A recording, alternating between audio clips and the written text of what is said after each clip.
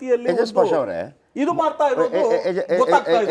ಅವರೇ, ಆರಂಭದಿಂದಲೂ ಕೂಡ ಈಗ ಇದನ್ನು ಪಾಲಿಟಿಸೈಸ್ ಮಾಡದೇನೆ ಕೂಡ ಮೊದಲಿಂದಲೂ ಕೂಡ, ಯಾಕಂದರೆ ಈಗ ಬಾಬರ್ನ ವಿಚಾರಕ್ಕೆ ಬಂದಾಗ ಬಾಬರ್ಗೂ ಇಲ್ಲಿರುವಂಥ ಮುಸ್ಲಿಮರಿಗೂ ಸಂಬಂಧವೇ ಇಲ್ಲ ಅಲ್ವಾ.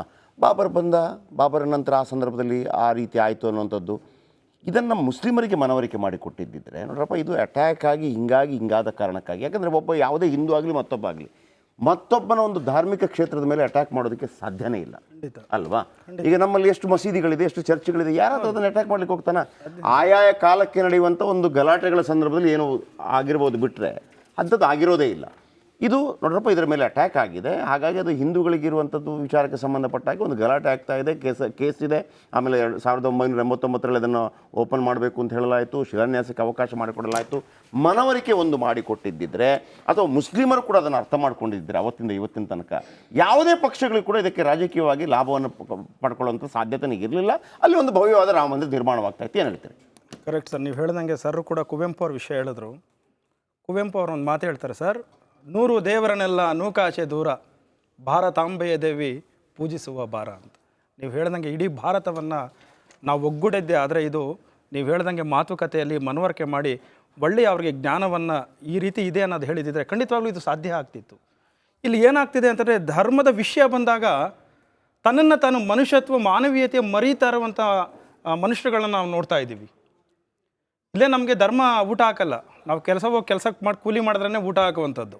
ಇದನ್ನು ಅರ್ಥ ಮಾಡ್ಕೊಂತ ಅಂದರೆ ಇಲ್ಲಿ ನಮ್ಮ ಮುಸ್ಲಿಂ ಸಮುದಾಯದಗಳು ಕೂಡ ನಾನು ಕೆಲವು ಮೂಲಭೂತವಾದಿಗಳಿದ್ದಾರೆ, ಅವರೇನು ಸಾಚಾ ಅಂತ ನಾನು ಹೇಳಲ್ಲ. ಅದೇ ರೀತಿಯಾಗಿ ಇನ್ನೊಂದು ಸಮುದಾಯದಲ್ಲೂ ಕೂಡ ಮೂಲಭೂತವಾದಿಗಳು.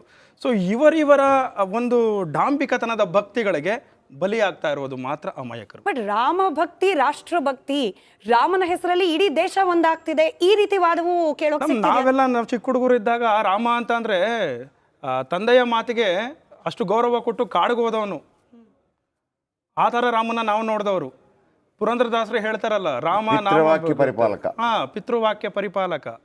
ಅದೇ ಪುರಂದರದಾಸರು ಹೇಳ್ತಾರೆ, ಯಾವ ರೀತಿ ಹೇಳ್ತಾರೆ ಅಂದರೆ, ರಾಮ ನಾಮವೆಂಬ ರಸವುಳ್ಳ ನೀರಿಗೆ ತಾರೆ ಬಿಂದಿಗೆಯ. ಆ ಬಿಂದಿಗೆ ಯಾರು? ನಾವು. ಬಿಂದಿಗೆ ಹೊಡೆದರೆ ಒಂದೇ ತಾಸು ತಾರಿಗೆ ಬಿಂದಿಗೆ.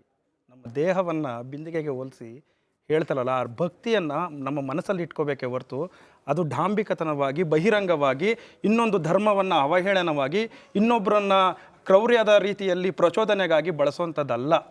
ಅದಕ್ಕೆ ಶಿಶುನಾಳ ಸರ್ಫರ ಸೋರುತ್ತಿಹುದು ಮನೆಯ ಮಾಳಿಗೆ ಅಜ್ಞಾನದಿಂದ.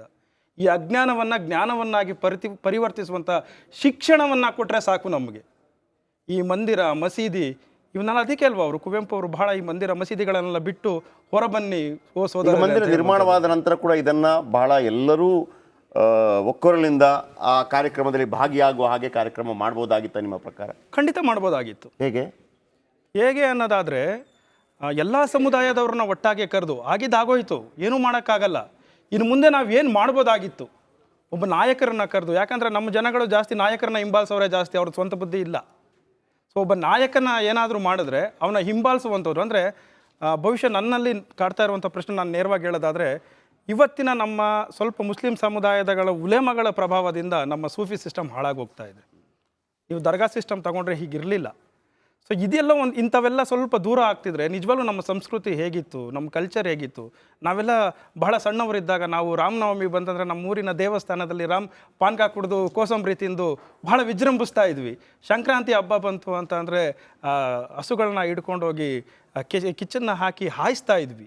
ಇಂಥ ಅದ್ಭುತವಾದ ಕಲ್ಚರಲ್ಲಿ ಬೆಳೆದು ಬಂದವನು ನಾನು. ಇವತ್ತಿನ ವಿಚಾರಗಳು ಈ ಮಾಧ್ಯಮಗಳಲ್ಲಿ ಬರ್ತಾ ಇರೋದು ನೋಡಿದ್ರೆ ಬಹಳ ನೋವಾಗುತ್ತೆ ಮನಸ್ಸಿಗೆ. ಸೊ ಈ ರೀತಿಯಾದಂಥ ನೀವು ಹೇಳ್ದಂಗೆ ಎಲ್ಲ ಧರ್ಮಗುರುಗಳನ್ನು ಸೇರಿಸಿ ಇನ್ನೊಂದು ಧರ್ಮವನ್ನು ಅವಹೇಳನ ಮಾಡ್ದಂಗೆ ಅವರವರ ಧರ್ಮದಲ್ಲಿ ನಂಬಿಕೆಯನ್ನು ಇಟ್ಟು, ಹೇಗೆ ಬಸವಣ್ಣನವರು ಒಂದು ಧರ್ಮವನ್ನು ಹುಟ್ಟಾಕಿದ್ರು, ಮಾನವೀಯತೆ ಎಂಬ ಧರ್ಮವನ್ನು ಹುಟ್ಟಾಕಿದ್ರಲ್ಲ ಲಿಂಗಾಯತರ ಧರ್ಮದು, ನಿಜವಾಗ್ಲೂ ಆ ಕಾನ್ಸೆಪ್ಟ್ ಮಾಡ್ಬೋದಾಗಿತ್ತು. ಅವಕಾಶ ಇತ್ತು ಬಿಜೆಪಿ ಅವರಿಗೆ. ಇದು ಮಂದಿರ ನಿರ್ಮಾಣ ಟ್ರಸ್ಟ್ನ ಜವಾಬ್ದಾರಿ ಆದರೂ ಕೂಡ ಯುಪಿ ಸರ್ಕಾರ ನಡೆಸ್ತಿರೋದು ಬಿಜೆಪಿ ಅವರು, ಕೇಂದ್ರ ಸರ್ಕಾರ ನಡೆಸ್ತಿರೋದು ಬಿಜೆಪಿ. ಒಂದು ಡಿಸಿಷನ್ ತಗೊಳ್ಬಹುದಾಗಿತ್ತು. ಈ ಕಾರ್ಯಕ್ರಮವನ್ನ ಕೇವಲ ಹಿಂದೂ ಧರ್ಮಕ್ಕೆ ಸೀಮಿತವಾದ ಕಾರ್ಯಕ್ರಮವಲ್ಲ ಸರ್, ಯಾಕಂತಂದ್ರೆ ಅಲ್ಲಿ ಇದ್ದಿದ್ದು ಮಸೀದಿ ಮಂದಿರ ಅನ್ನೋ ವಿವಾದ, ಇದೊಂದು ದೊಡ್ಡ ಪಾಠ ಆಗಬಹುದಾಗಿತ್ತು, ಬಳಸ್ಕೊಳ್ಳಿಲ್ಲ. ಇಕ್ಬಾಲ್ ಅನ್ಸಾರಿ ಇವರಿಗೆ ಆಹ್ವಾನ ಇದೆ ನಿಜ, ಬಟ್ ಇಲ್ಲಿ ಹಿಂದೂ ಅಸ್ಮಿತೆ, ಹಿಂದೂ ಸಮುದಾಯದ ಕಾರ್ಯಕ್ರಮವೇ ಆಗೋಯ್ತಾ ಇದು ಅಂತೇಳಿ ಅಲ್ಲೂ ಕೂಡ ಒಡುಕು. ದಯವಿಟ್ಟು ಕ್ಷಮಿಸಬೇಕು. ಮೊದಲನೇದಾಗಿ ಅಲ್ಲಿನ ದೊಡ್ಡ ಹೋರಾಟವನ್ನು ಮಾಡಿದಂಥ ಇಕ್ಬಾಲ್ ಅನ್ಸಾರಿ ಅವರಿಗೆ ಆಹ್ವಾನವನ್ನು ಕೊಡಲಾಗಿದೆ. ದೊಡ್ಡ ಪ್ರತಿಪಕ್ಷವಾದಂಥ ಕಾಂಗ್ರೆಸ್ನ ಪ್ರಮುಖರಿಗೆ ಇನ್ವಿಟೇಷನ್ ಕೊಡಲಾಗಿದೆ. ಹಾಗೆ ಎಲ್ಲರಿಗೂ ಕೂಡ ಎಲ್ಲ ಜಾತಿ ಜನಾಂಗದವರಿಗೆ ನಾವು ಇನ್ವಿಟೇಷನ್ ಕೊಡಲಾಗಿದೆ ಟ್ರಸ್ಟ್ ವತಿಯಿಂದ. ಹಾಗಾಗಿ ಎಲ್ಲರನ್ನ ಒಳಗೊಂಡು ಮಾಡಬೇಕು ಅನ್ನೋ ಮೂಲ ತತ್ವನೇ ಹಿಂದೂ ಧರ್ಮದ ತತ್ವ. ಶ್ರೀರಾಮಚಂದ್ರ ಎಲ್ಲರಿಗೂ ಸೇರಿದವನು, ಎಲ್ಲರ ಮನೆಗಳಲ್ಲಿ ಬೆಳಗ್ತಕ್ಕಂಥವನು ಶ್ರೀರಾಮಚಂದ್ರ. ಸೊ ಹಂಗಾಗಿ ತಾವು ಏನದಾದ ತಪ್ಪು ಕಲ್ಪನೆ ಇದೆ ಅದು ತಪ್ಪು ಕಲ್ಪನೆ ಹೋಗಬೇಕು. 22ನೇ ತಾರೀಕು ಏನು ಭವ್ಯ ಸಡಗರದಿಂದ ಇಡೀ ರಾಷ್ಟ್ರವೇ ಎದುರು ನೋಡ್ತಿರ್ತಕ್ಕಂಥ ಈ ಶ್ರೀರಾಮಚಂದ್ರನ ಪ್ರತಿಷ್ಠಾಪನೆ ಏನಿದೆ ಅದಕ್ಕೆಲ್ಲರೂ ಕೂಡ ಮನೆಯಲ್ಲಿ ಭಾಗಿಯಾಗಿ ಅವತ್ತು ದೀಪಗಳನ್ನು ಬೆಳಗುವುದರ ಮೂಲಕ ತಮ್ಮ ಸಿಹಿಯನ್ನು ಹಂಚುವುದರ ಮೂಲಕ ತಾವೆಲ್ಲರೂ ಕೂಡ ಈ ಒಂದು 2ನೇ ದೀಪಾವಳಿನ ಆಚರಿಸಬೇಕು ಅಂತ ಮಾನ್ಯ ಪ್ರಧಾನಮಂತ್ರಿಗಳು ಕರೆ ಕೊಟ್ಟಿದ್ದಾರೆ.